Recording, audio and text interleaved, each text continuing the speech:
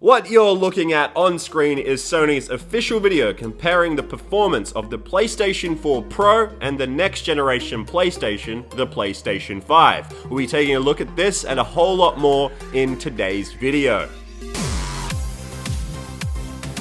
Here we go, back at it yet again with another video. G'day guys, I'm Champ Chong, and if you end up enjoying today's video, make sure you smack that like button real good. But anyway, we have a bunch of gaming news to get to in today's video, so let's get into the first one. And it's all about the next generation PlayStation console. It is the PlayStation 5. So what you're seeing on screen right here is a video that showed up on Twitter from Takashi Mochizuki, who works at the Wall Street Journal. Now, this video shows off the actual side-by-side performance of the PlayStation 4 Pro and the PlayStation 5 console. Obviously, the PS5 is still in prototype, it's still a development kit, it's still in its early stages, but this is the type of performance that we will be seeing in a next-gen PlayStation console. Now, to clarify, this is specifically from PlayStation themselves. This is their video. He recorded it off of his phone clearly, and you can see that less than a second to get something to load up compared to 8 seconds on the PS4 Pro, which is just insane to look at the PlayStation next-gen console, the PS5,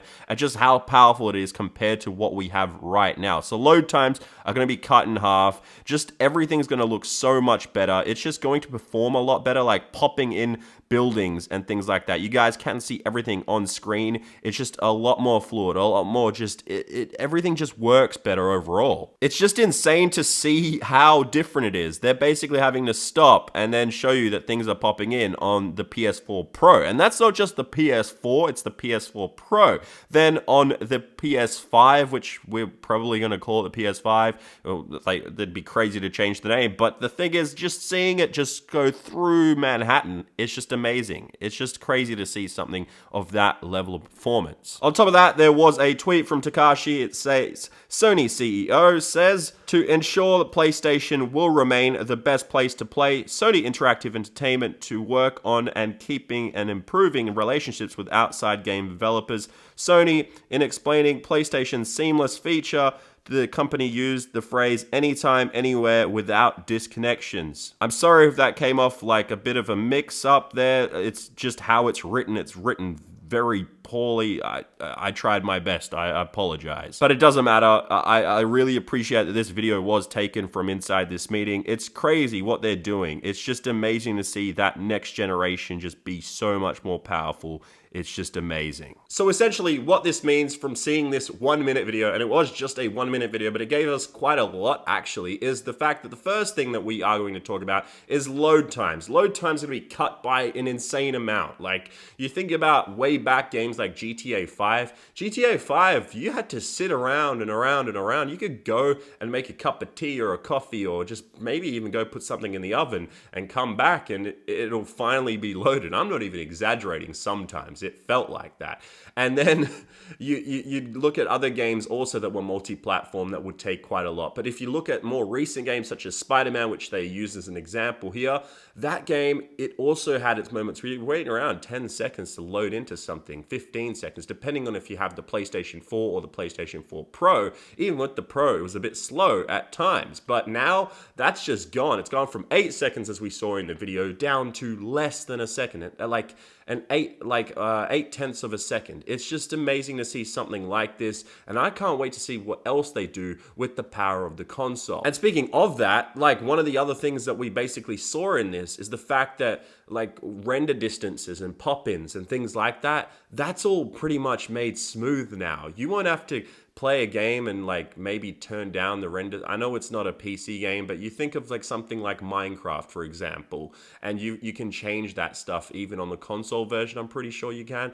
You think of games like that, and you change the render distance and it'll perform a little bit better, or things along those lines, and it's gone. Like, now it's going to perform so much better. It's going to look better, and it'll just basically give you a more immersive experience, and it'll make everything smoother. You won't drop from 60 FPS most likely. You'll probably stick at that 60 FPS on console. Some games might even pump that number up, especially if it's a confined space, and you might even get a smoother gameplay experience on next-gen systems. So it's exciting times. I can't wait to see what else does come out in the near future from PlayStation and even Microsoft. It's going to be very, very exciting times. And if you want to check out that link, I've linked it in the description down below.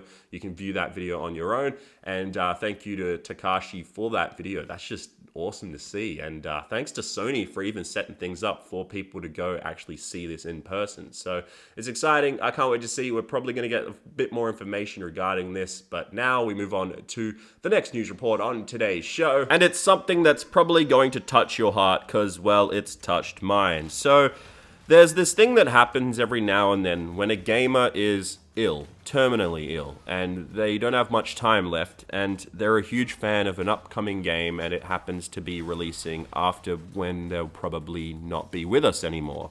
Well, this has happened yet again. So a gamer has been allowed to play Borderlands 3 early due to their terminal illness. So over on the Borderlands subreddit, Trevor Eastman posted a message hoping that Gearbox would actually be able to see it and allow him to play Borderlands 3 early, as he has stomach cancer and liver cancer and he doesn't have that much time left. It's in stage 4 and he originally wanted to watch Avengers Endgame early, but he didn't have any luck with that. Marvel didn't get the attention. They didn't really hear about it. But this time around, we've got some good news.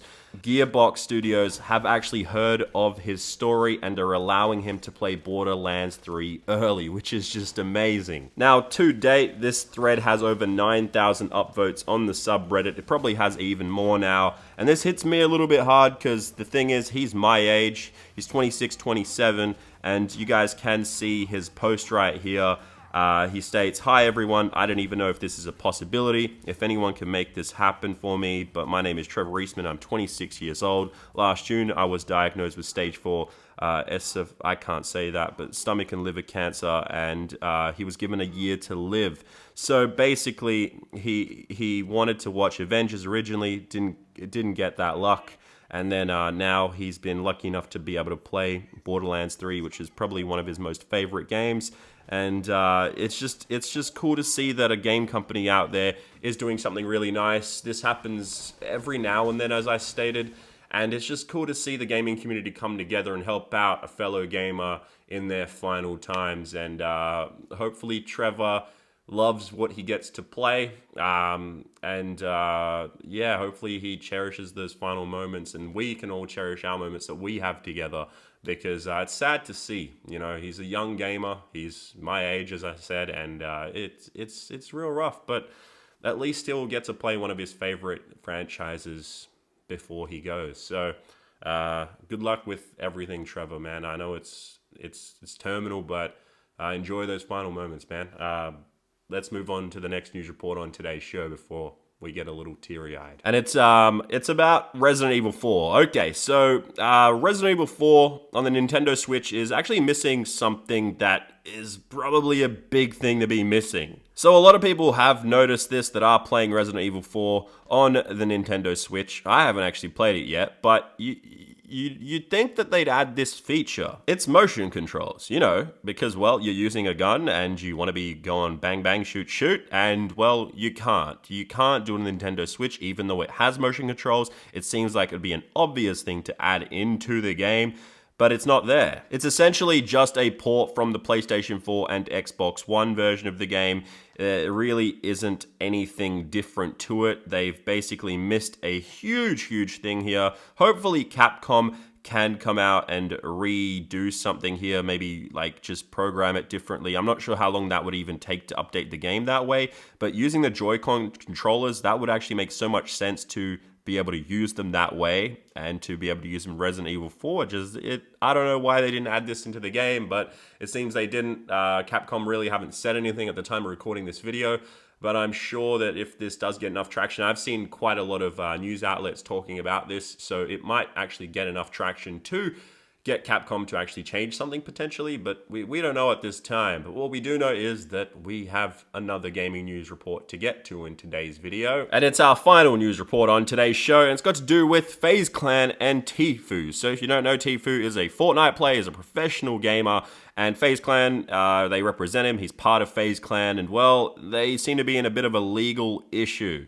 So I'm not going to really touch on this too big because it's kind of YouTube drama-y, but not really. It's also got to do with gaming and the whole industry that we do work in, including myself. So he is essentially suing them. They've been taking his money. That's what he's claiming.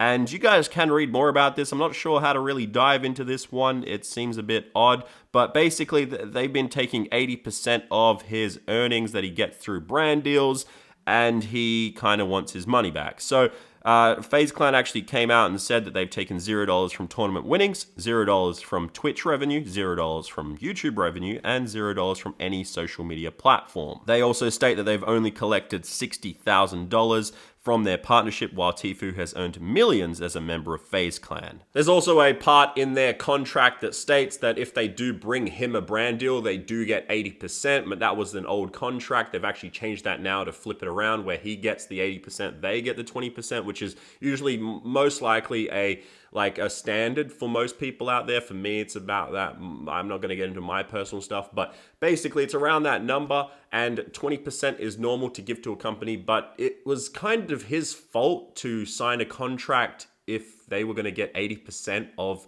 his brand deals, because it would be in the contract, and they're stating it is in the contract. So I'm not going to get into this right away. I might actually do a full video on this, actually, because it gets really, really deep, and it is a bit messy, but yeah. That's it for today's gaming news. Hopefully you enjoyed it. I'll see you guys in the next video. Bye-bye.